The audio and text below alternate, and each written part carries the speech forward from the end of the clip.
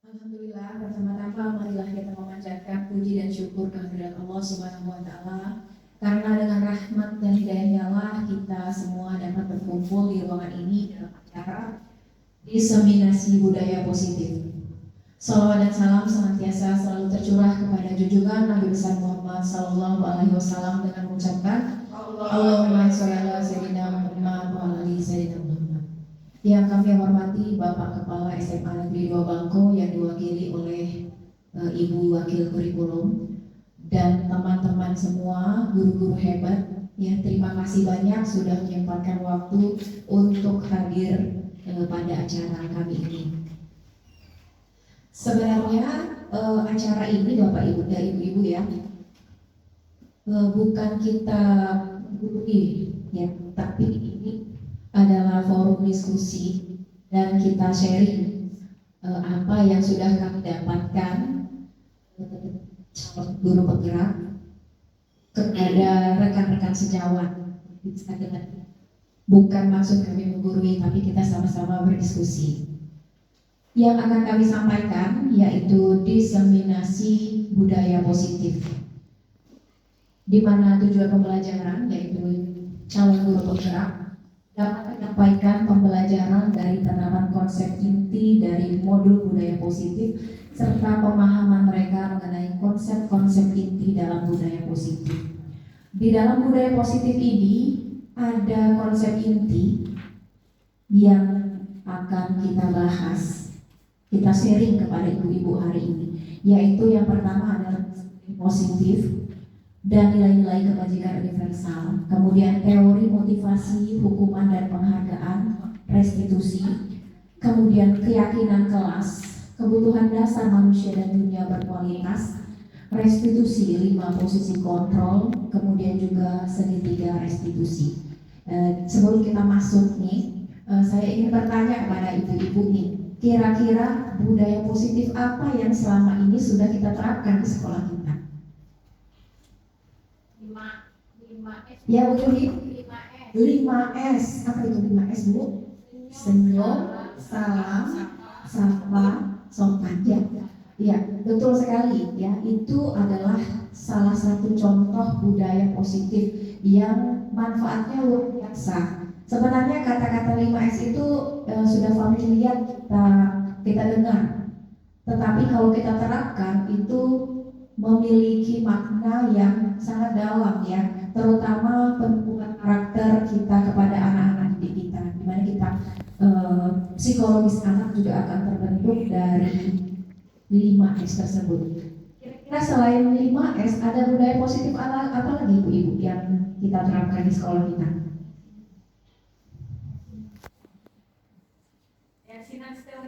Iya betul. Yasinan setiap hari Jumat itu juga merupakan budaya positif yang sudah kita terapkan ya. Mungkin kita selama ini tidak tahu sih budaya apakah yang kita terapkan itu termasuk budaya positif atau namanya kita tidak tahu, tetapi sebenarnya kita sudah melaksanakannya.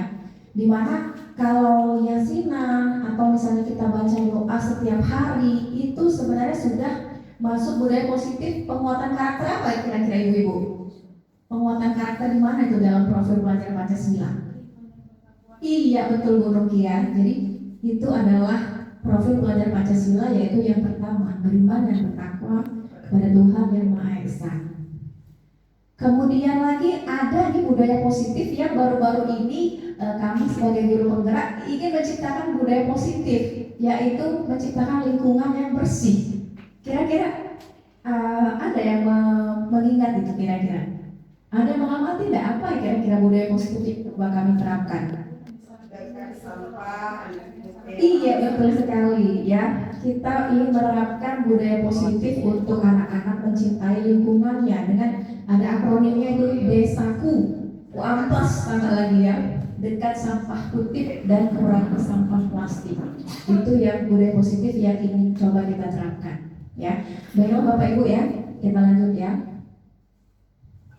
Nah silakan coba kita lihat profil guru berikut ini.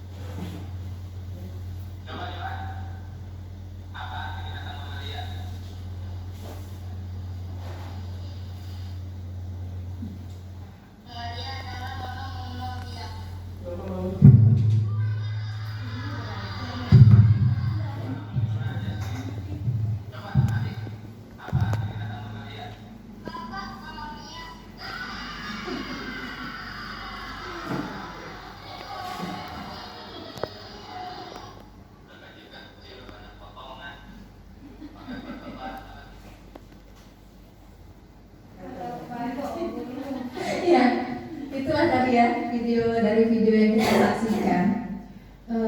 Coba siapa yang ingin menanggapi dari video tadi? Silakan Bu.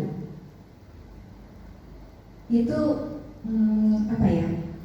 Sehari-hari kita hadapi ya, walaupun mungkin bukan seperti itu kita mengajar ya kan. Bisa kita membandingkan bagaimana kita mengajar sehari-hari di kelas. Kira-kira Bu Eci. Seharusnya dia itu menenangkan anaknya dulu, dikuasai kelasnya, baru dia menjelaskan. Betul ya, menurut Bu Eci menenangkan dan dia guru tersebut harus memiliki penguasaan kelas yang baik. Ada lagi Bapak Ibu? Ada lagi Ibu?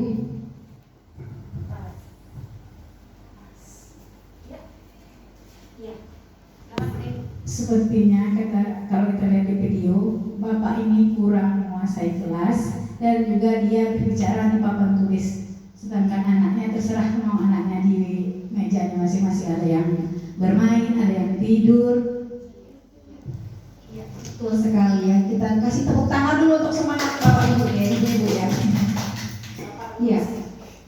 Jadi video yang ditampilkan tadi ya merupakan sosok guru. Kira-kira itu guru yang baik atau tidak Bapak Ibu?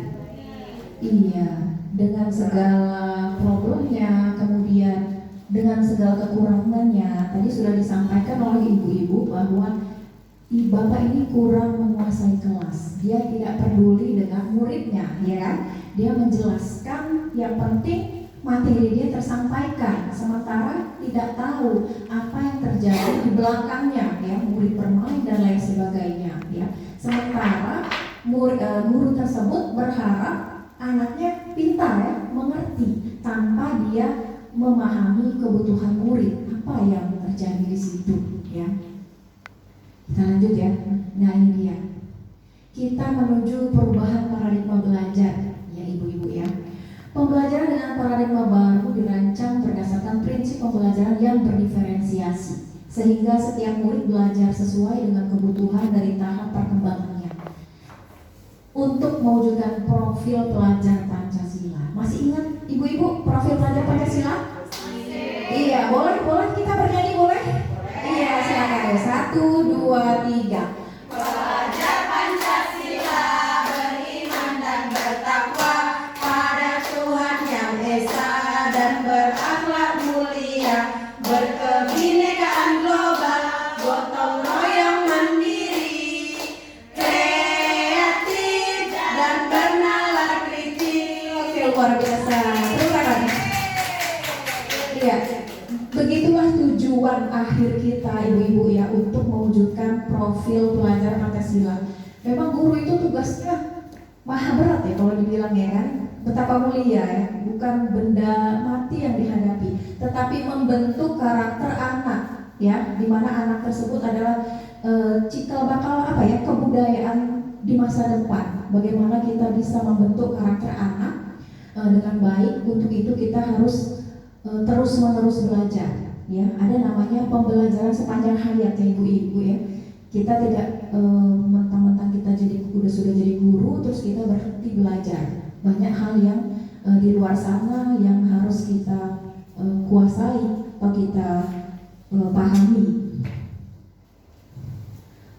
Kemudian ini ada perubahan paradigma teori kontrol, ilusi kontrol. Sekarang saya mau bertanya ibu-ibu ya, ilusi guru mengontrol murid.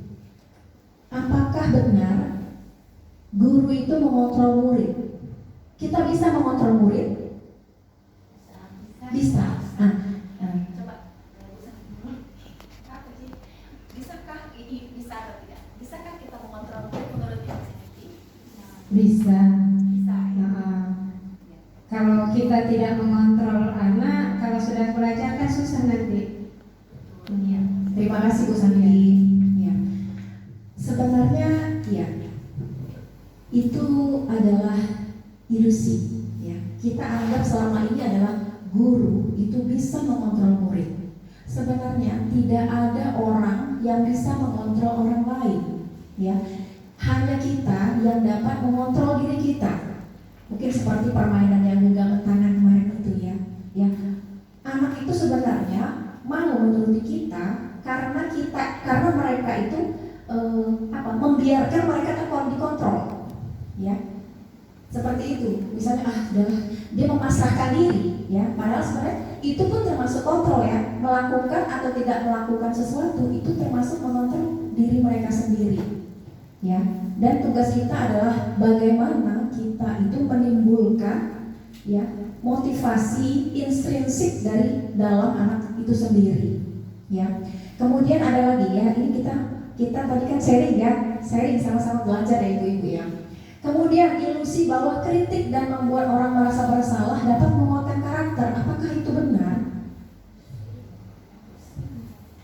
Apakah kritik dan membuat orang merasa bersalah, misalnya saya aduh nak kamu ini nak tidak kasihan sama orang tua ini begini ya, dengan membuat anak itu merasa bersalah, apakah kita akan menguatkan karakter anak tersebut?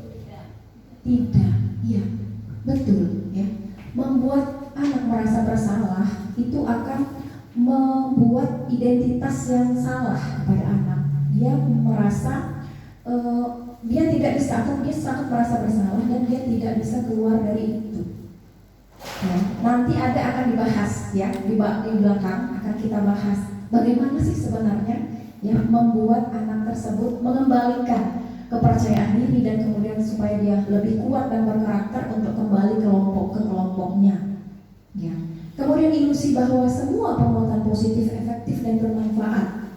Ini juga akan nanti kita bahas satu-satu ya ibu-ibu ya. Penguatan positif efektif, apakah itu bermanfaat? Padahal sebenarnya ini hanya ilusi. Ya, mereka akan berbuat kalau mereka mendapatkan masih motivasi ekstrinsik, bisa dengan hukuman dan juga penghargaan. Mereka berbuat itu karena motivasi ekstrinsik, belum merupakan yang dari dalam. Tujuan kita ini adalah menciptakan motivasi dari dalam diri anak sehingga dia bisa menjadi lebih baik lagi. Kemudian ilusi bahwa orang dewasa memiliki hak untuk memaksa. Apakah begitu? Tidak, ya. Memaksa itu akan menimbulkan apa ibu? Kira-kira akan menimbulkan apa memaksa? Iya betul, ya. Ada rasa ketidaknyamanan dari anak kan? Gitu ya. Tolong ya. Karena itu tidak muncul dari dalam, ya kan?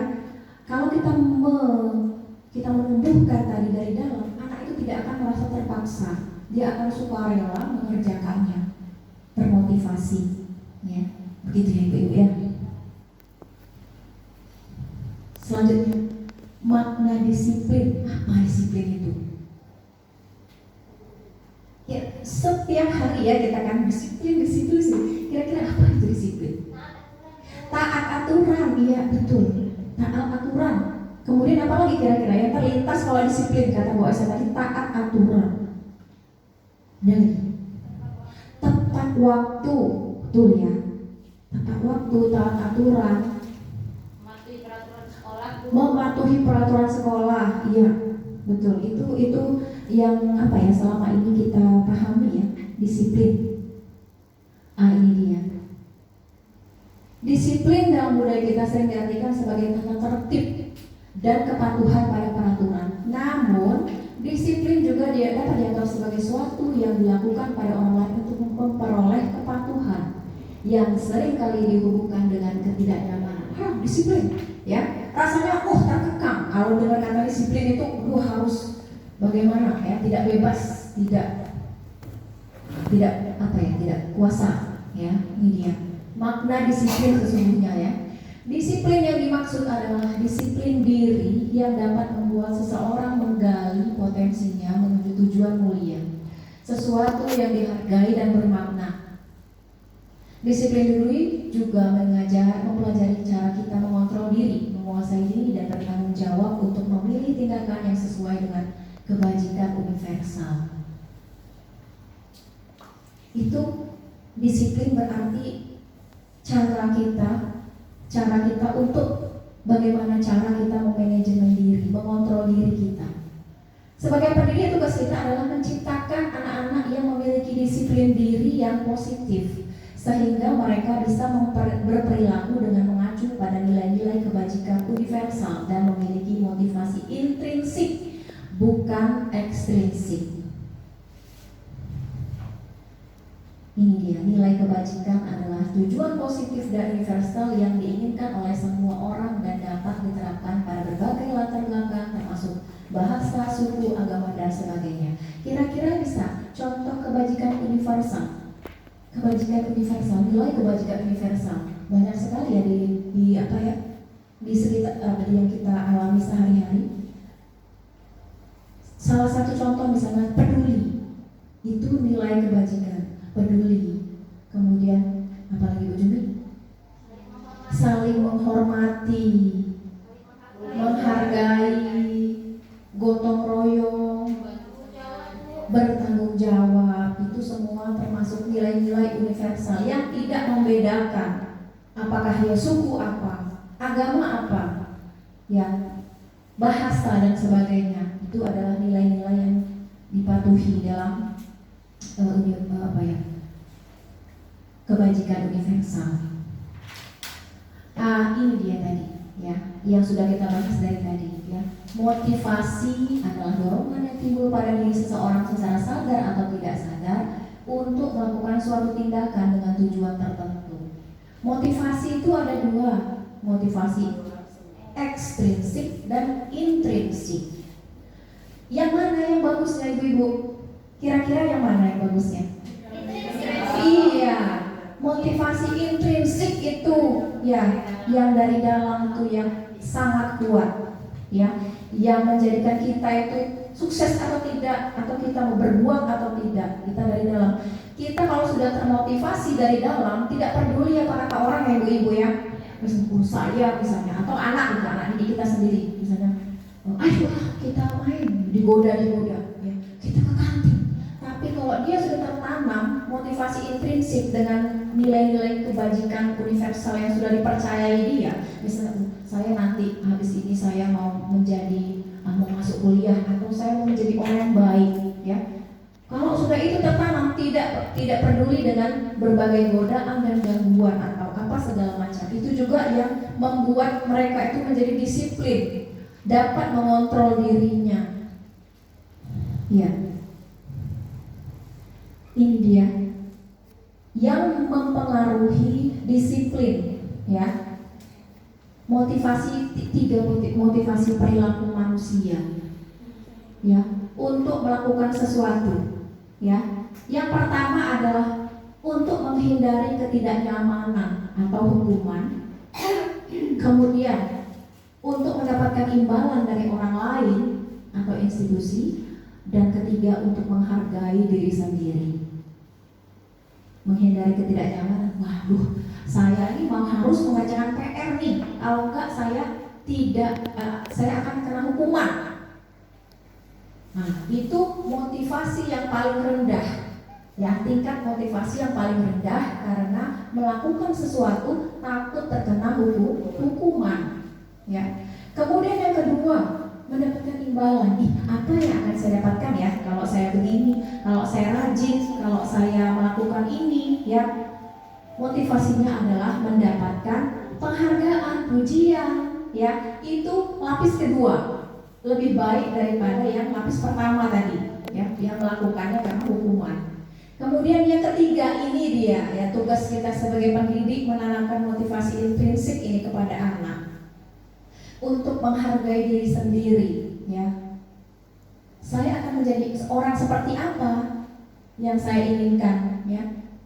Murid mengerjakan PR bukan karena hukuman, bukan karena dia ingin mendapatkan sesuatu, tetapi ingin itu tadi nilai kebajikan universal. Saya ingin menjadi orang yang lebih baik, saya ingin menjadi bertanggung jawab. Dengan mengerjakan PR berarti saya ini akan mendapatkan apa ya? Untuk diri sendiri, saya bisa lebih pandai, saya lebih bisa mengerjakan tugas-tugas dengan lebih baik. Ya, kira-kira dari ketiga motivasi ini, ibu-ibu, mana yang paling banyak yang terjadi di sekolah kita? Ya, eksternal yang mana? Yang ke 1, 2, 3, yang 1, 2. Yang pertama, menghindari karena hukuman, takut dihukum, ya. Jadi tugas kita ibu-ibu ya, bagaimana kita mengubah motivasi dari yang pertama yang sangat dasar, lapisan dasar tadi, ke arah yang motivasi internal ya. Nanti akan kita bahas di belakangnya bagaimana tadi kita menanamkan tadi itu restitusi. Kita akan tanya kenapa nak? Kita nanti akan bertanya bagaimana keyakinan kelas yang sudah kita bentuk, apa yang kamu langgar ya, sehingga nanti anak tersadar.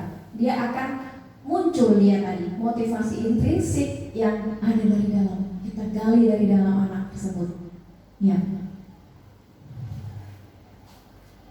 Ini dia hukuman, konsekuensi, dan restitusi. Saat terjadinya pelanggaran, misalnya nih ibu-ibu ya, kita refleksi diri kita. Apabila dalam setiap pelajaran kita sehari-hari dalam bertugas ada anak yang melanggar aturan, ini ada 3 nih tipe yang bisa kita kenakan. Yang pertama hukuman, apakah konsekuensi, apakah restitusi? Yang pertama hukuman. Hukuman itu bersifat menyakitkan ya ibu-ibu ya. Hukuman tidak nyaman, biasanya spontan, muridnya takut, memaksa, murid membenci peraturan, murid menjadi rendah diri, dan konsep diri menjadi buruk. Ya, saya juga refleksi diri nih ya. Apakah melakukan hukuman, ya kan? Jadi ini sebenarnya yang tadi, yang terbawah juga ya, hukuman, ya. Marilah kita ini sama-sama nih, ya, termasuk saya sendiri, ya, mengubah yang tadinya hukuman menjadi yang lebih baik, yaitu restitusi. Ya. Kemudian ini hukuman ini berarti dia tidak bersifatnya spontan. Ini berarti langsung tanpa adanya kesepakatan dari anak, ya, tanpa ada dari kesepakatan anak. Mungkin kalau misalnya anak terlambat segala macam ya, nanti akan dibahas restitusi. Ya. Kemudian ada lagi konsekuensi. Ini dia konsekuensi, ya, itu lapis kedua sih, ya. Konsekuensi bersifat mengontrol murid. Ya, kita tahu tadi bahwa siapa tadi yang bisa mengontrol? Apakah kita bisa mengontrol murid? Iya. Tidak ada yang bisa mengontrol orang lain selain dirinya sendiri, kecuali memang dia memperkenankan dirinya dikontrol. Bersifat mengontrol murid dengan penguatan positif, ini sudah bagus ya. Kita berusaha mengontrol murid dengan penguatan positif, mendorong kepatuhan murid. Murid akan menghormati peraturan, konsep diri sudah baik ya. Jadi kalau konsekuensi, kita kembali kepada peraturan. Nah, kamu melanggar, kira-kira apa yang akan kesepakatan kita? Konsekuensinya apa? Ya, oh begini, oh berarti langsung dikerjakan. Ya, itu sudah dengan kesepakatan dari murid. Beda dari dengan menghukum. Kira-kira kesepakatan apa? Kalau terlambat 3 kali, berarti bagaimana konsekuensi? Nah, silahkan. Nah, Nah, seperti itu namanya konsekuensi. Sebenarnya konsepnya sudah baik, ya.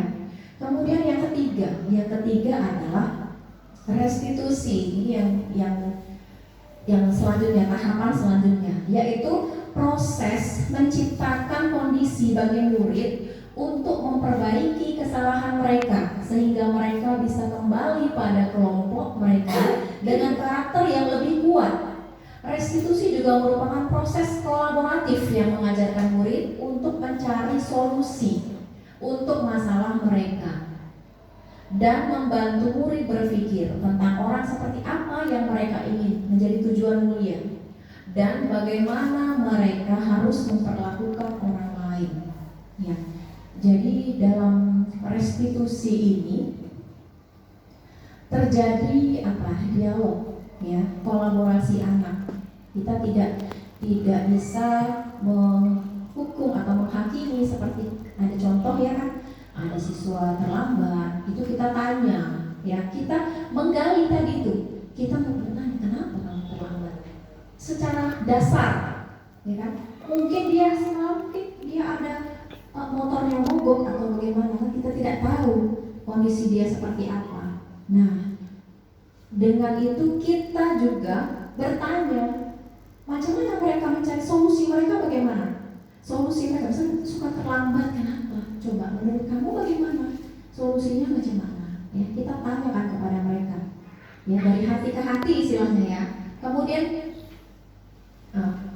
dengan terlambat itu apa, keyakinan kelas apa yang sudah kamu langgar. Jadi kita balik bertanya kepada mereka, berkaca kepada mereka. Jadi restitusi itu bukan hanya untuk menebus kesalahan, tetapi bagaimana mereka memperbaiki kesalahan yang sudah mereka buat sehingga mereka bisa kembali dengan kelompoknya dengan karakter yang lebih kuat. Oh begitu, saya bisa memperbaiki kesalahan saya. Oh ya, jadi tidak saya menebus kesalahan ini dengan saya begini, saya nggak terlambat, maka tebusan kesalahan saya adalah ini. Ya, beda dengan restitusi adalah memperbaiki diri menjadi yang lebih baik. Ya.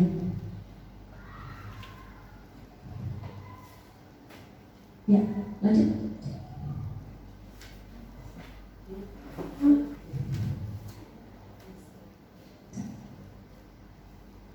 Tanya ibu-ibu, ya. Kira-kira ada yang mau ditanyakan ibu-ibu?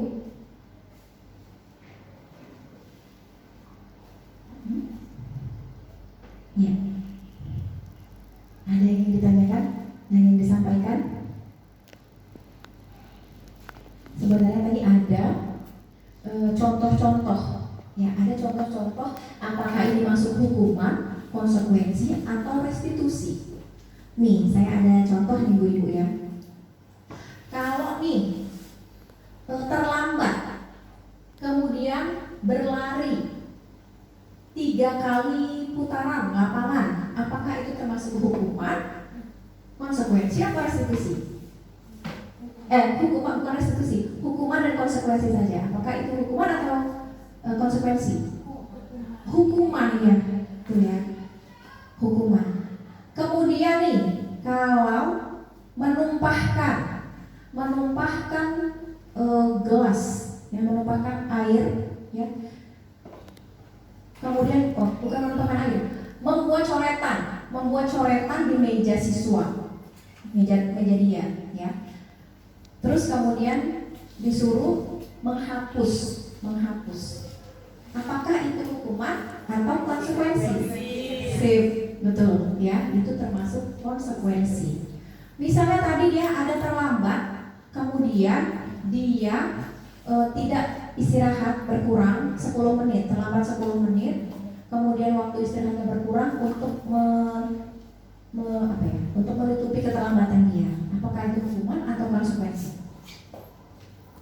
Misalnya terlambat di pelajaran matematika 10 menit, kemudian dia kehilangan waktu 10 menitnya untuk istirahat karena dia menambah pelajaran. Iya, sip, betul sekali. Berarti sudah tahu ya ibu-ibu, ya, apa beda hukuman dan konsekuensi. Tepuk tangan untuk kita semua. Ya, jadi ibu-ibu, ya, coba. Kalau misalnya saya bilang itu untuk apa? Speaking, ya. Kalau saya bilang untuk apa kita di sini? bersenang-senang, ya. Ya, bersenang-senang dalam belajar. Sekali lagi yang kompak ya tangannya ya. Iya. Untuk apa kita di sini? Bersenang-senang. Ya, kita tepuk tangan lagi. Iya. Ya, baiklah Ibu-ibu. Dari penyampaian materi tadi, kira-kira ada yang mau ditanyakan nggak? Ada yang mau ditanyakan nggak? Apakah sudah jelas semua penjelasan dari saya? Oh jelas, sangat jelas Bu Suci. Enggak, tadi kita berdiskusi ya. Kita sharing ya. Kita tidak menggurui, Ya. Ya, boleh tepuk tangan? Iya. Oke, kalau tidak ada pertanyaan, boleh saya minta dari ibu-ibu ini untuk refleksi apa yang sudah kita sampaikan. Iya, silakan. Siapa Bu Santi ya?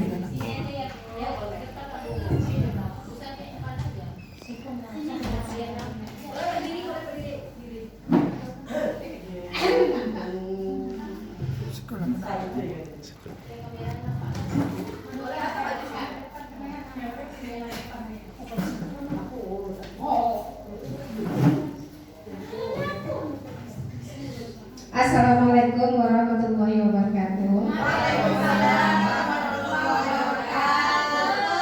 Setelah dijelaskan oleh Ibu Suci secara panjang lebar, maka bisa kita ambil kesimpulannya bahwa teori kontrol harus dimiliki oleh setiap guru, dan teori kontrol ini supaya ada perubahan paradigma belajar dan disiplin positif untuk menumbuhkan motivasi demi mewujudkan suasana lingkungan belajar yang positif. Jadi sebagai guru, kita harus menumbuhkan teori kontrol untuk perubahan paradigma belajar siswa dengan mewujudkan suasana lingkungan belajar yang positif. Terima kasih Bu Suci.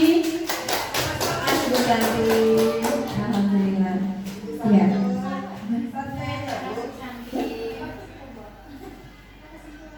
Iya. Selanjutnya ya, yang seperti disampaikan oleh Bu Santi ya, bahwa guru perlu memahami anak, ya, perlu memahami anak dalam proses belajarnya sehari-hari, sehingga tujuan pendidikan kita bisa tercapai, yaitu mewujudkan karakter anak yang berprofil Pancasila. Ya. Selanjutnya kita dapat memahami kebutuhan murid. Kita dapat memahami kebutuhan murid kita apa, ya. Bukan kita jalan sendiri, kemudian anak jalan sendiri. Dan kita perlu juga itu tadi, ya, teori kontrol. Kita paham teori kontrol berarti tidak ada anak yang bisa kita kontrol, ya, selain kita sendiri, selain mereka sendiri, ya. Untuk itu pentingnya kita menanamkan disiplin positif pada anak dengan cara menggali tadi motivasi intrinsik, menumbuhkan motivasi intrinsik dari anak didik kita supaya mereka memiliki kepribadian dan karakter yang baik dan yang kita inginkan. Mereka bisa mengontrol diri lebih baik. Itu sekian dari saya. Assalamualaikum warahmatullahi wabarakatuh.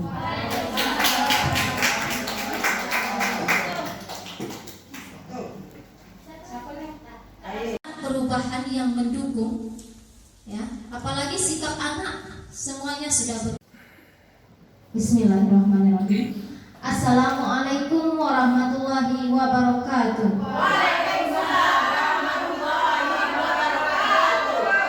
Alhamdulillah. Alhamdulillahirabbil alamin wassalatu wassalamu ala asrofil anbiya'i wal mursalin wa ala alihi wa sahbihi rasulillah ajmain. Puji syukur kita kepada Allah Subhanahu wa taala karena pada saat ini kita masih diberikan kesehatan, kenikmatan yang sangat berlimpah sehingga kita bisa berkumpul di diskusi kecil kita, yaitu di seminasi budaya positif. Salawat berilah salam buat junjungan alam Nabi besar Muhammad sallallahu alaihi wasallam dengan ucapan Allahumma sholli ala sayyidina Muhammad wa ala ali sayyidina Muhammad. Semoga dengan berbanyaknya kita berselawat kepada beliau, kita akan mendapatkan syafaatnya di akhir kelak nanti. Amin ya rabbal alamin. Yang kami hormati Bapak Kepala Sekolah yang dalam hal ini diwakili oleh Ibu Bidang Kurikulum, Ibu Nur Azizah, dan yang kami hormati rekan hebat SMA Negeri 2 Bangko yang telah hadir memenuhi undangan kami dalam rangka menyatukan persepsi, ya, kita sebagai guru dan bagaimana kita menghadapi siswa untuk masa depannya. Nah, di sini saya juga belajar dan di sini saya berharap Bapak, Ibu-ibu bisa memberikan nanti berupa saran atau kritik yang bisa membangun khususnya kepribadian kami sebagai guru dan bagaimana pelaksanaan kami nanti dalam hal mewujudkan keinginan anak, kebutuhan anak. Baiklah, di sini saya akan coba memberikan sedikit ya pemahaman yang sudah kami lakukan selama 1 minggu ini, pemahaman 1.4 yaitu budaya positif.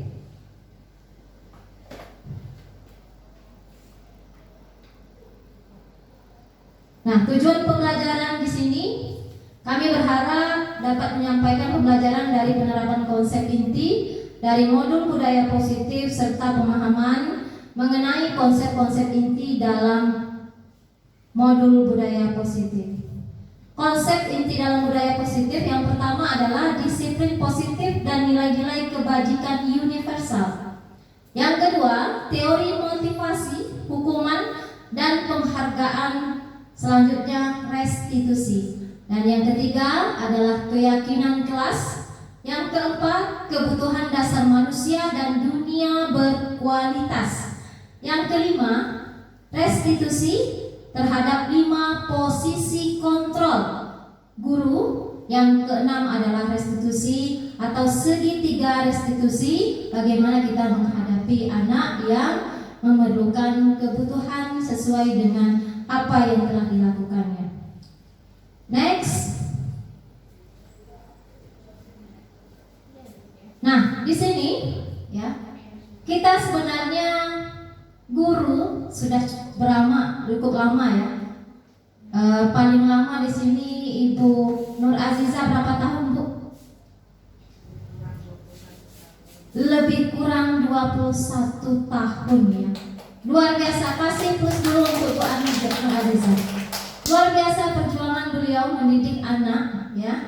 Nah, dari awal mungkin saya juga sudah 10 tahun, bahkan di SMP Man 1 Rokan Hilir, dan di sini sudah 3 tahun, berarti ada 13 tahun.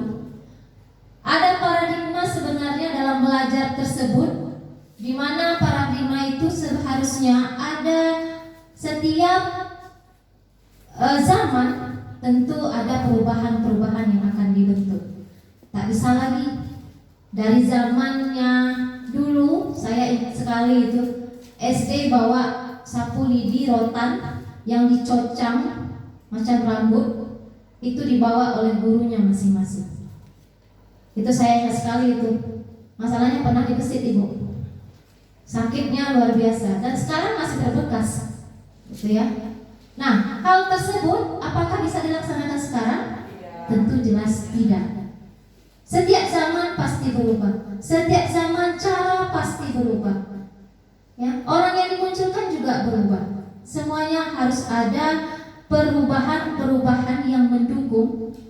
Ya, apalagi sikap anak semuanya sudah berubah. Makanan, pola makan juga sudah berubah. Nah, di sini perubahan paradigma belajar.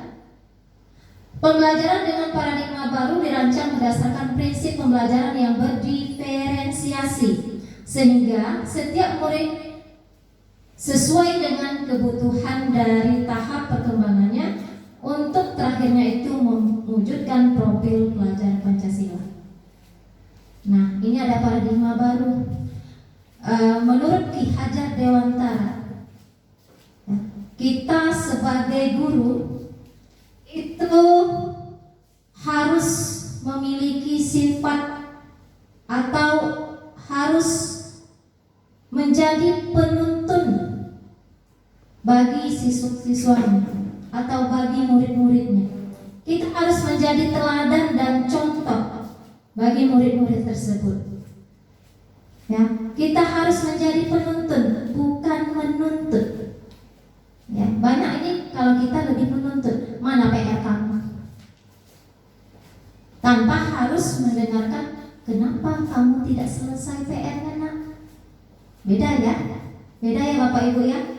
Beda dengan kata, mana PR kamu? Kamu saja yang tidak selesai. Itu artinya menuntut. Kalau menuntut bagaimana? Kenapa kamu tidak selesai, nak? Ya, kita cari alasan sebenarnya apa yang terjadi pada siswa tersebut. Nah, di sini Ki Hajar Dewantara juga menginginkan bahwa setiap murid tersebut harus terpenuhi kebutuhannya, ya, sesuai dengan profil pelajar Pancasila. Nah, Bapak Ibu sudah pasti pernah mendengar profil pelajar Pancasila. Ayo, siapa yang bisa memberikan atau di depan sini ada itu nyanyinya profil pelajar Pancasila? Ibu Eci mungkin? Ayo Ibu Eci, ini guru kita ya. Guru kita hebat ini. Banyak yang sudah tarian-tarian hebat yang sudah dimunculkan di sini. Ayo Ibu Eci Andraini. Tepuk tangan buat Ibu Eci Andraini. Dengan gerakannya sekalian ya Bu ya, kita ikut ya. Oke.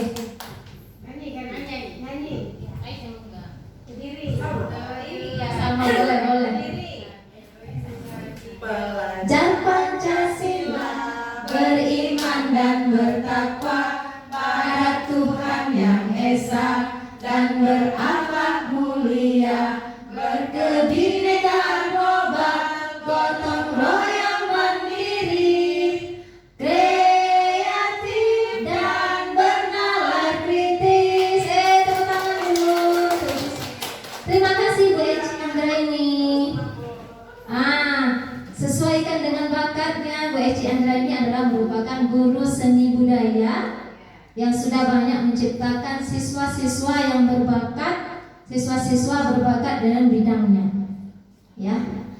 Nah, berikutnya sesuai dengan keinginan Ki Hajar Dewantara dan dilanjutkan oleh pemerintah provinsi, dan selanjutnya kita sebagai guru dan pendidik adalah mengikuti. Ya, harapannya adalah siswa atau murid harus sesuai dengan dapat terwujudnya profil pelajar Pancasila yang beriman dan bertakwa. Next, perubahan paradigma teori kontrol, ilusi kontrol. Dan yang pertama, ilusi. Kita ilusi ya, tentu membayangkan. Iya entah enggak, kan gitu. Ilusi guru mengontrol murid. Ilusi bahwa kritik dan membuat orang merasa bersalah dapatkah menguatkan karakter? Ilusi bahwa semua penguatan positif, efektif dan bermanfaat.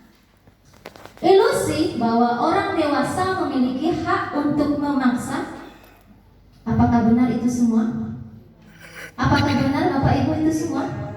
Jelas tidak. Yang pertama, kontrol diri. Semua manusia, baik murid maupun kita, itu ada namanya kontrol diri. Siapa yang bisa mengontrol diri? Adalah kita sendiri.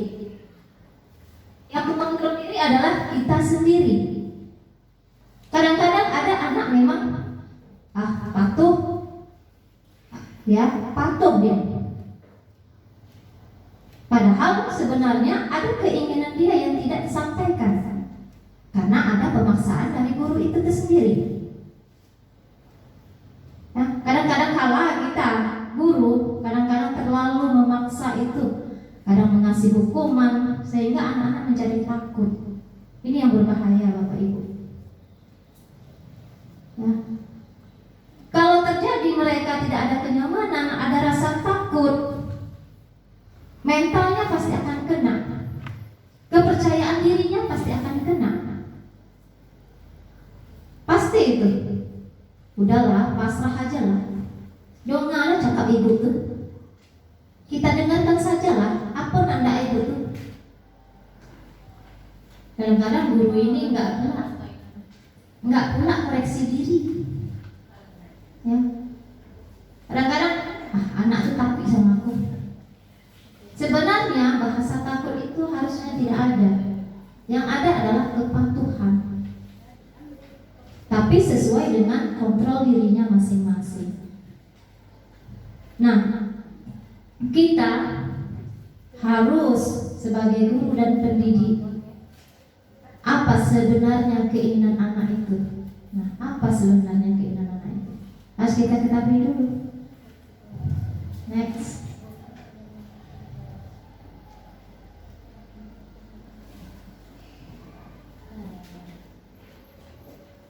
Kue. Bentar ya Bapak Ibu ya.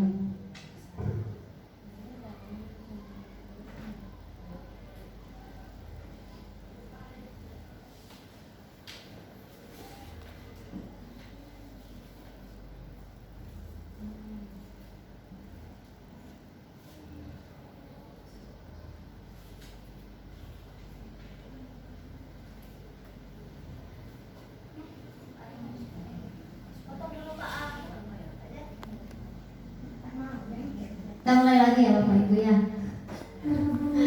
Nah, kenapa kita harus bisa mengontrol ya baik diri kita maupun murid? Tadi sudah disampaikan bahwa pentingnya mengontrol diri ini adalah untuk menguatkan karakter murid tersebut. Ada rasa kenyamanan, ada rasa dipercayai, gitu ya. Nah, itu yang sebenarnya yang paling penting untuk penguasaan. Next. Nah, tadi sudah disebutkan bahwa ya ada kebutuhan dasar manusia yang harus ya, kita penuhi. Apa itu kebutuhan dasar manusia itu? Kebutuhan dasar manusia adalah segala sesuatu yang dilakukan untuk mendapatkan apa yang kita inginkan. Semua tindakan yang kita lakukan memiliki tujuan tertentu, dan semua usaha terbaik yang kita lakukan adalah dalam rangka agar kebutuhan dasar kita terpenuhi dengan baik. Nah, jadi tak ada alasan. Semua yang kita lakukan, tindakan apapun itu pasti punya alasan. Nah, saya ngomong sama anak saya, Umi, saya besok hari Minggu ikutlah Mi, ikut yang namanya tapak suci. Ini tapak suci. Kenapa kamu ikut tapak suci, Nak? Ya untuk bela diri. Ya tahu nih Umi, kalau bela diri itu ada di tapak suci. Coba gini deh. Ayo makan karena apa? Lapar kan? Ayo haus karena apa? Karena ayo minum karena haus. Terus ikut tapak suci ngapa? Satu jawaban dia. Untuk mempertahankan diri. Itu jawaban anak saya. Jadi semua perilaku apapun yang baik kita ucapkan maupun yang kita sudah lakukan itu pasti punya alasan. Apalagi di sekolah kita luar biasa Bapak Ibu. Kalau tak ada hukuman, kalau tak ada yang ditakuti, tak akan jalan. Luar biasa. Oh, itu ada ibu. Oh, tak buan yang boleh lewat situ dong. Hati-hati. Oh, itu ada ibu Eci yang cantik katanya. Yuk. Ya kan? Karena ibu Eci mengasihkan bagi dia. Nah, seperti itu. Jadi setiap tindakan, setiap apapun yang dilakukan pasti punya alasan. Terlambat, ya alasannya kita cari. Ya itu Bapak Ibu ya. Lanjut Bu Suci. Nah, ini ada kebutuhan dasar contoh. Ibu Ani, guru kelas 5 SD sedang bingung menghadapi ulah salah satu murid di kelasnya, namanya si Agus. Agus yang seringkali meminta bekal makan siang mereka dengan paksa. Anda, nih sebagai guru, anggaplah kita ini semua Ani gitu ya.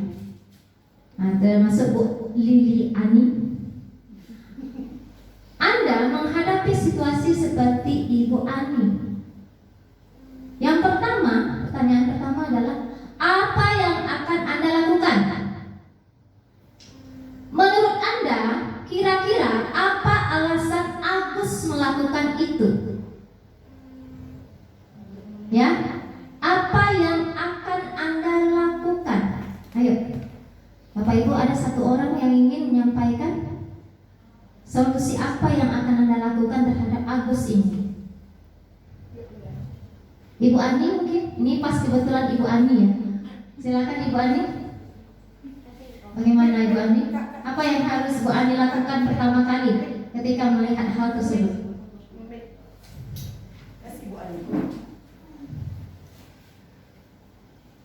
Ya. Assalamualaikum warahmatullahi wabarakatuh. Yang akan saya lakukan adalah mengajarkan Agus untuk tahu arti menghargai kawan yang sudah memberi, dan kawan yang sudah memberi Agus mengajarkan arti untuk berbagi. Ada saling berbagi ya, saling memberi ya Bu ya. Jadi dia tahu tekniknya, kawannya sudah memberi, Agus sudah menerima, dan besok Agus harus bagaimana cara memberi dan jangan hanya menerima saja. Iya, benar. Ini salah satu pendapat dari Ibu Ani. Ya, ada take and care gitu ya. Ada istilahnya umpan balik, balas membalas gitu. Ada hal yang baik dibalas dengan kebaikan gitu ya Bu ya. Ya, berarti pendapat Ibu, apakah Agus ini salah atau tidak?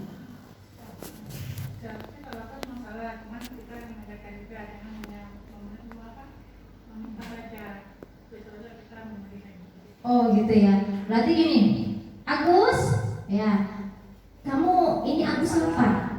Agus lapar, kasih loh nak. Nanti Agus kalau Pak bekal bagi juga sama dia ya. Ya, ini juga suatu tindakan yang sangat bagus. Artinya ada nilai, ya tanpa harus menghukum, tetapi ada nilai yang harus kita terapkan di situ. Nah, itu terima kasih Bu Ani sudah menjawab. Menurut Anda, kira-kira apa alasan Agus melakukan itu? Ibu Nelly mungkin? Ibu Nelly? Kira-kira apa alasan Agus melakukan itu? Terbayang Pak Ibu? Dia ini ganggu kawannya. Sedang makan diganggu, diambil dengan paksa. Kira-kira? Agusnya dalam kondisi apa gitu? Kemungkinan untuk memenuhi kebutuhan ya Bu. Salah satu kebutuhannya apa yang tidak terpenuhi kira-kira menurut Ibu?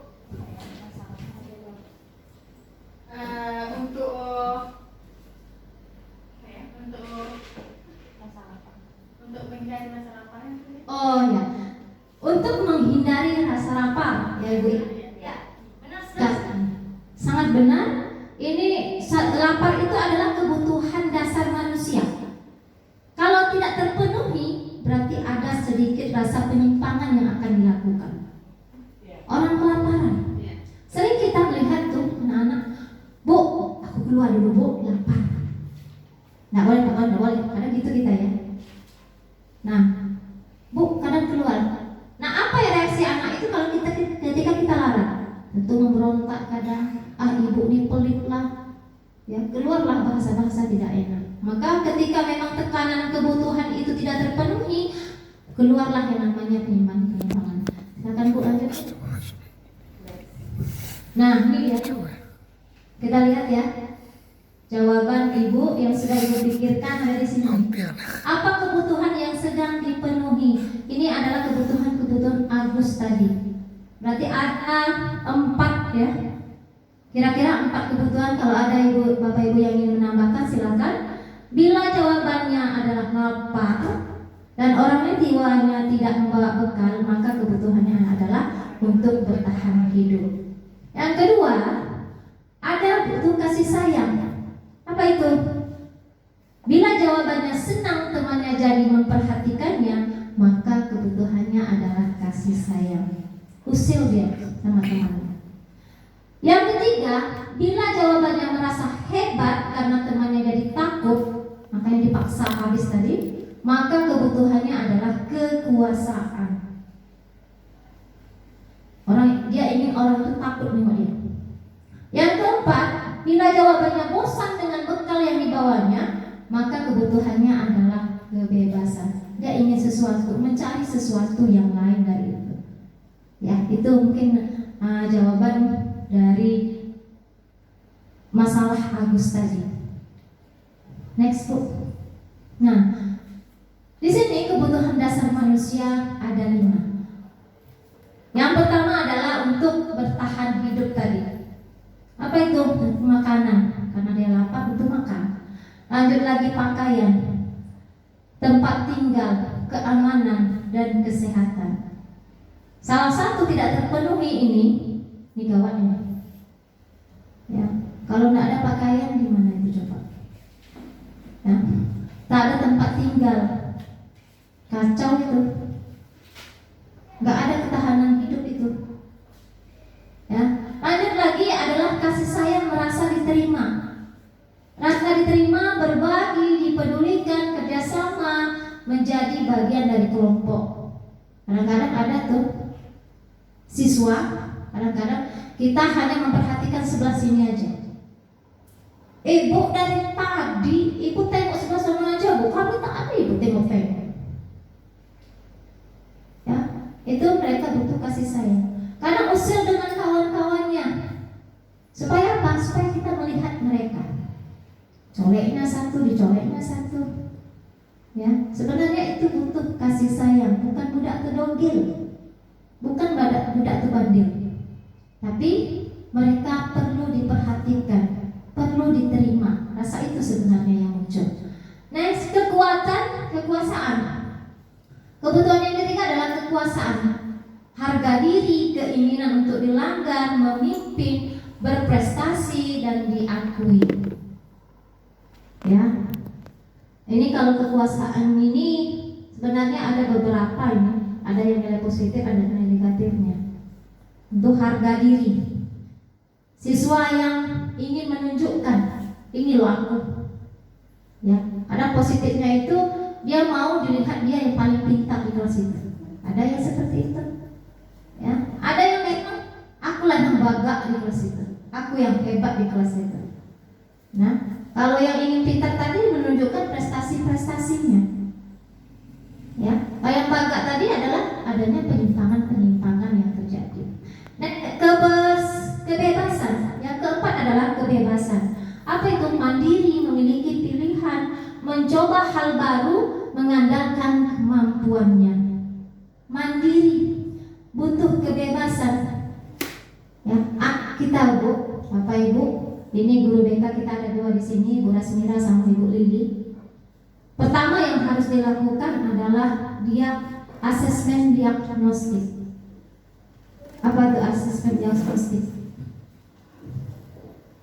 Supaya apa dia? Supaya menggali kemampuan anak, minat anak. Termasuk juga paradigma baru tadi, pembelajaran berdiferensiasi. Bagaimana pembelajaran tersebut? Harus memiliki strategi teknik ya, supaya pembelajaran itu bisa diserap oleh anak. Kenapa? Karena anak itu bermacam-macam. Karena anak itu memiliki karakter yang berbeda. Ya, yakinlah Bapak Ibu, karakter anak itu berbeda, sangat berbeda. Makanya tidak bisa kita samakan.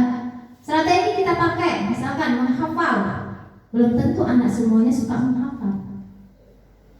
Ya, disuruh langsung action, belum tentu semuanya suka action. Nah, makanya di situ kita harus menggali dulu minat dan bakat siswa itu dengan asesmen diagnosis tadi. Untuk apa itu? Untuk melihat gaya belajar anak. Gaya belajar anak itu ada berapa? Yang tahu ada 3. Pertama, visual, ya auditory, dan kinestetik. Nah, 3 kebutuhan ini harus kita ketahui. Ini ketiga kebutuhan anak untuk bebas di dalam kelas. Ya. Ada anak yang audio, hanya suka mendengarkan. Ada anak yang visual. Ya, ada anak yang kinestetik. Ya. Nah, ketika misalkan saya sendiri lah ya, guru matematika, suruh mengerjakan yang ini, kan berarti action. Anak suka langsung action. Yang mendengarkan tentu yang main ini, yang pegang itu, yang pegang ini. Ya, itu tugas kita Bapak Ibu. Strategi yang harus kita lakukan harus bermacam-macam. Itulah dia paradigma baru, buatlah pembelajaran yang berdiferensiasi. Ya, Pak Ibu, ini dia kesenangan. Nah, bermain, tertawa, antusias dan semangat. Ya, anak SMA ini mirip dengan anak SD itu, tak jauh tuh. Suka bermain-main, pasti tuh. Ketika memang anak yang suka bermain-main, ayo kita ice breaking ya nak, senang sekali. Ada juga yang tidak senang. Ya Bapak Ibu, ya. Kenapa kita di sini? Bersenang-senang. Untuk apa kita di sini? Bersenang-senang. Nah, hal seperti ini juga harus kita lakukan di dalam kelas. Oke, lanjut. Kebutuhan dasar manusia tadi sudah ya. Bertahan hidup, cinta kasih sayang, kesenangan, penguasaan dan kebebasan. Next, Ibu Suci. Selanjutnya adalah nih, ya, 5 posisi kontrol guru. Sebenarnya posisi kontrol guru, penekanan sangat tegas sekali. Yang pertama adalah sebagai penghukum, yang kedua adalah pemberi rasa bersalah, yang ketiga adalah sebagai teman, yang keempat adalah sebagai pemantau, dan yang kelima adalah sebagai manajer. Ya, kira-kira Bapak Ibu yang ada di sini,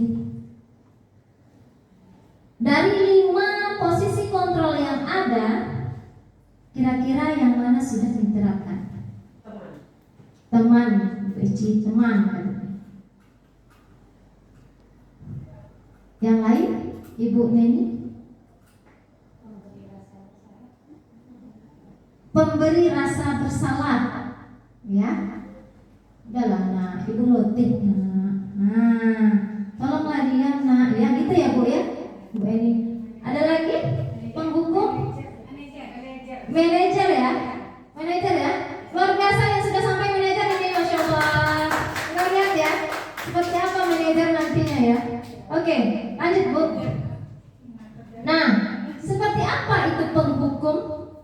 Penghukum, seorang penghukum bisa menggunakan hukum fisik maupun verbal.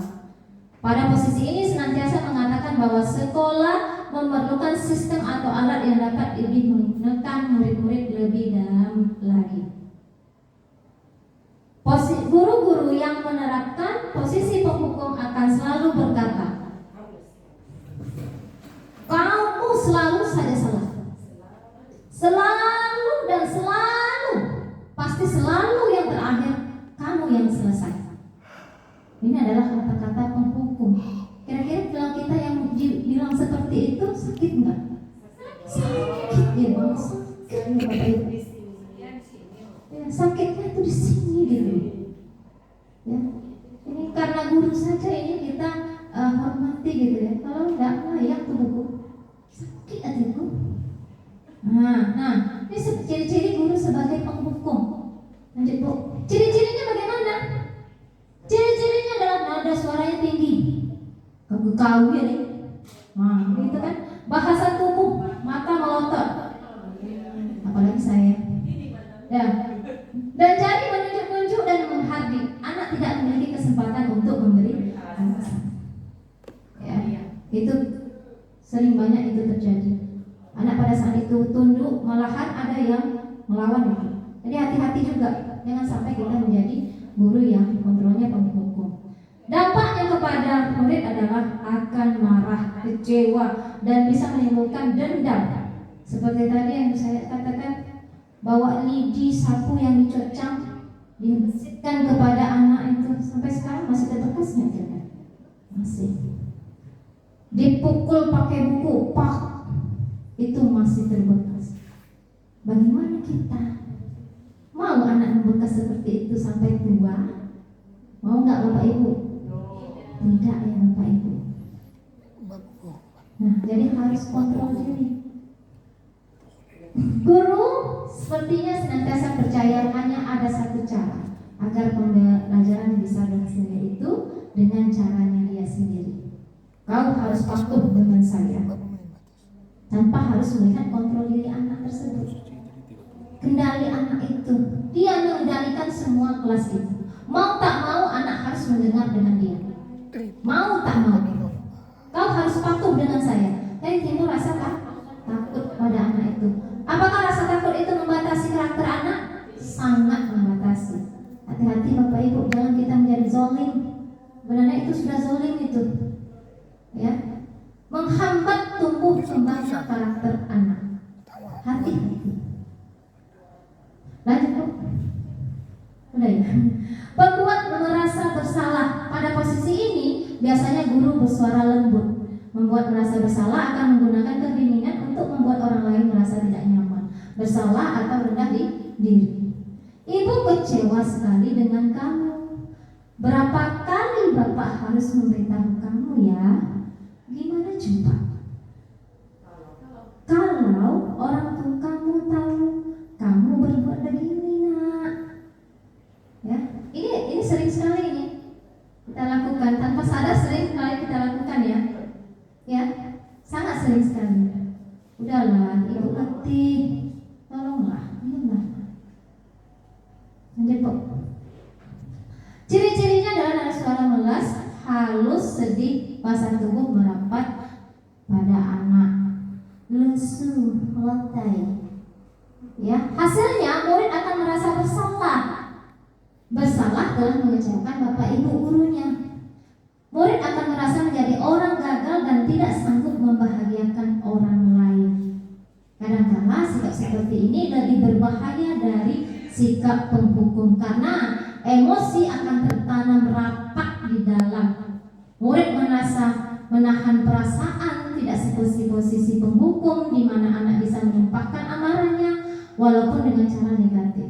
Murid tertekan seperti inilah yang tiba-tiba meletus amarahnya dan bisa menyakiti dirinya sendiri atau orang lain. Karena murid itu merasa bersalah, tertanamkan di dalam hatinya. Lanjut, posisi yang ketiga adalah posisi kontrol teman. Ini yang tadi saya lebih kepada posisi kontrol teman. Pada posisi ini guru tidak akan menyakiti murid, namun akan tetap berupaya mengontrol murid melalui persuasi guru. Di posisi teman menggunakan hubungan baik untuk mempengaruhi seseorang. Mereka akan berkata, ayo bantulah demi Bapak ya. Ayo ingat, tidak bantuan Bapak selama ini. Jadi ada penekanan di situ. Ya sudah, kali ini tidak apa-apa. Nanti Nino bantu bereskan ya. Nah, apa ciri-cirinya? Ada suara ramah, akrab dan bercanda, ya. Bahasa tubuh merapat pada murid, mata dan senyuman jenaka. Jangan hanya Bu Eci saja, saya dulu seperti itu kadang-kadang sama anak, ya. Kadang-kadang macam merasa udahlah, dia berpikiran, udah macam itu macam mana lagi. Kadang ada siswa bersuasana seperti itu. Hasilnya murid akan merasa senang, tapi itu akrab dengan guru, dan dampak negatifnya adalah murid menjadi tergantung kepada guru tersebut. Kadang-kadang sedikit ngadu. Kenapa? Karena merasa selalu diperhatikan. Ya, hal lain mungkin timbul adalah murid hanya akan bertindak untuk guru tertentu dan tidak untuk guru lainnya. Murid menjadi tidak mandiri. Itu bahayanya. Lanjut posisi yang kelima. Yang keempat ya. Ya, keempat yaitu pemantau. Memantau berarti mengawasi. Pada saat kita mengawasi akan bertanggung jawab atas perilaku orang-orang yang kita awasi. Posisi memantau bertindak berdasarkan pada peraturan-peraturan dan konsekuensi. Tadi sudah dibahas ya tentang konsekuensi itu seperti apa. Nah, pertanyaan yang diajukan seorang pemantau, peraturannya apa? Apa yang telah kamu lakukan? Sanksi atau konsekuensi apa yang sudah kamu lakukan?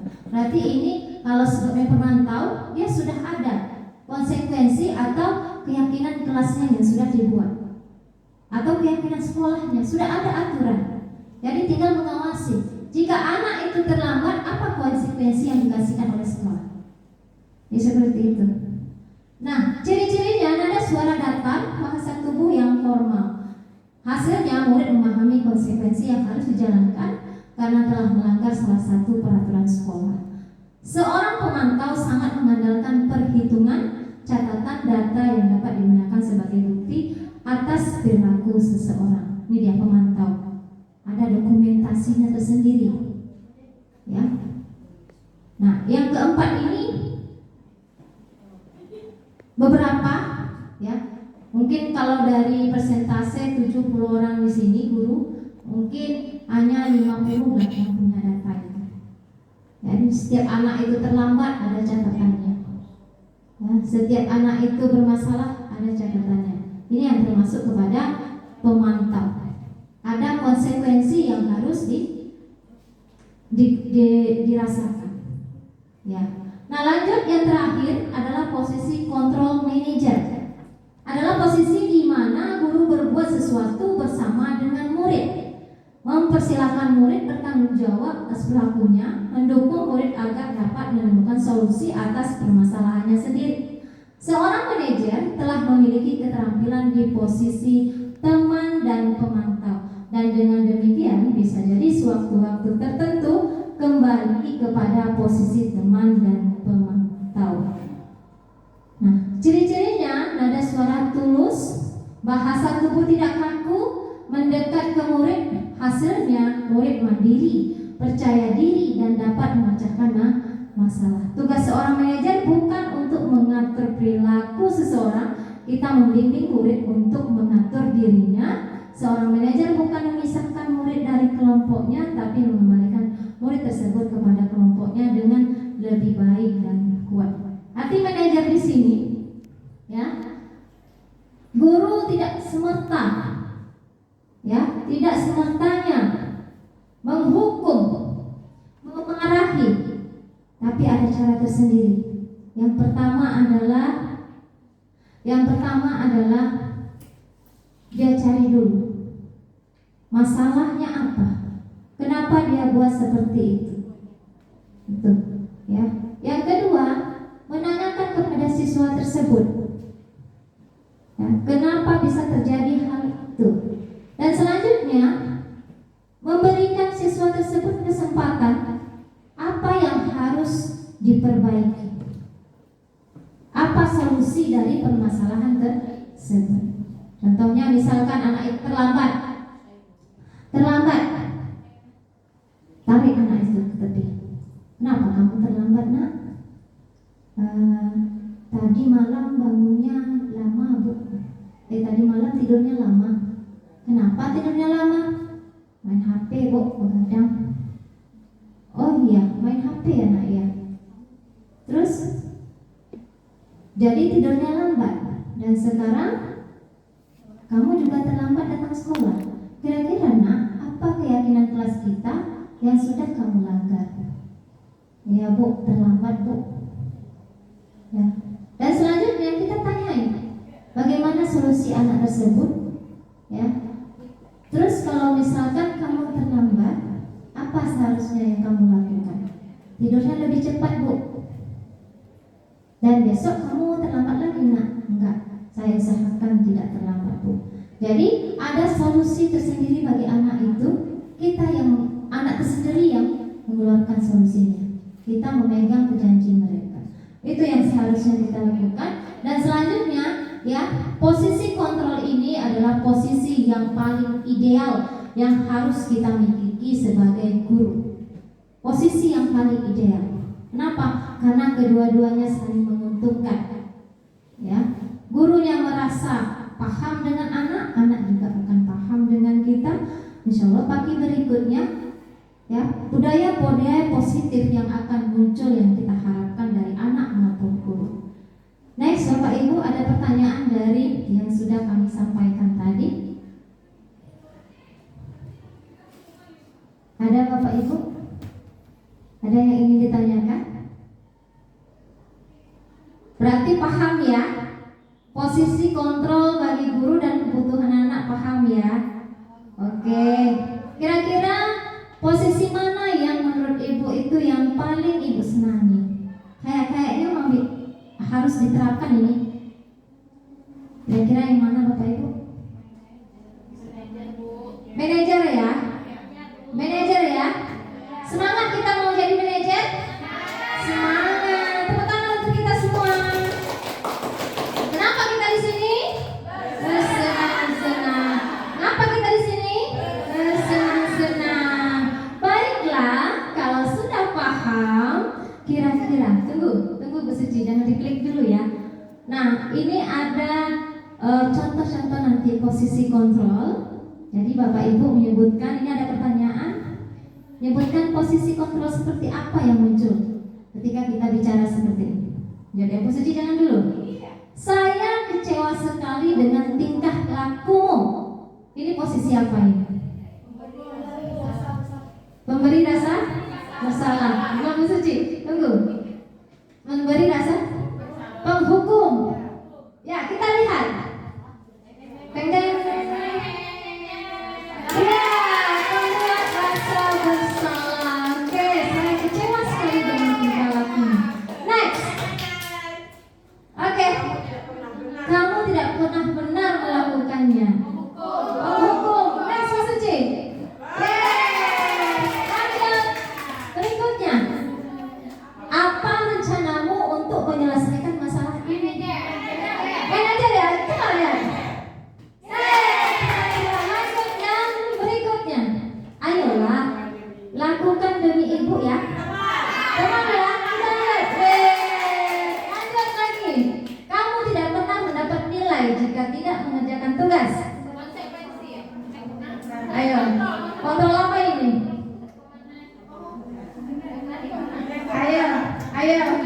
Ayo, konsekuensi harus dia sudah punya catatan tersendiri.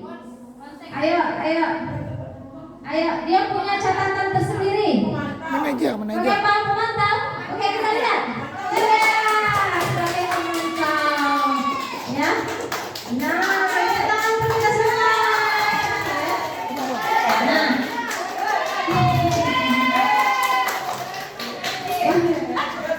Ternyata bukan anak-anak aja yang pintar ya, guru-guru yang sangat pintar. Kita semua, semangat Bapak, luar biasa. Semangat Bapak, luar biasa. Iya, terima kasih untuk hari ini. Saya sebelum menutup, saya ingin satu orang dulu deh yang memberikan refleksi dari pertemuan kita kali ini. Ayo, silakan. Kayaknya yang agak-agak mau ini antara Bu Reni sama Bu Rasmira. Oh, megang mic aja. Bu Rasmira ya. Oke, tepuk tangan untuk Bu Rasmira. Cik.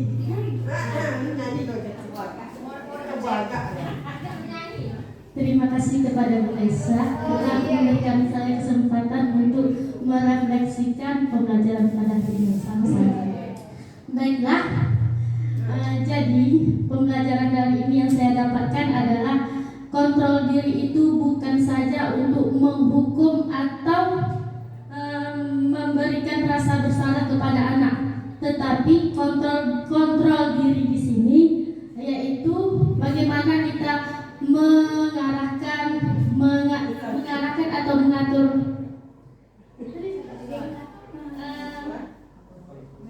mengarahkan ke tindakan yang lebih positif. Jadi setiap guru itu harus ada kontrol diri, harus punya kontrol dirinya. Termasuk kami sebagai guru Terima kasih Ibu Esa. Sama-sama Ibu ya. Pertama sekali lagi untuk Mira. Sangat penting sekali lah ya, apalagi guru BK ini yang selalu berinteraksi dengan siswa yang bermasalah ya. Oke, baiklah. Untuk kesimpulan kita hari ini sangat luar biasa bagi saya, sangat menyenangkan, membahagiakan saya bertemu dengan Bapak Ibu yang ada di sini. Dan selanjutnya, memang posisi yang paling ideal yang harus kita lakukan, harus kita miliki adalah posisi kontrol sebagai manajer. Memanage siswa tersebut supaya apa? Supaya siswa itu menjadi nyaman dan timbul tadi yang sudah disampaikan, dan timbul motivasi internal melakukan semuanya dengan kehendaknya sendiri tanpa ada paksaan siapapun. Ya, itu yang kita harapkan untuk siswa kita. Semangat Bangko luar biasa.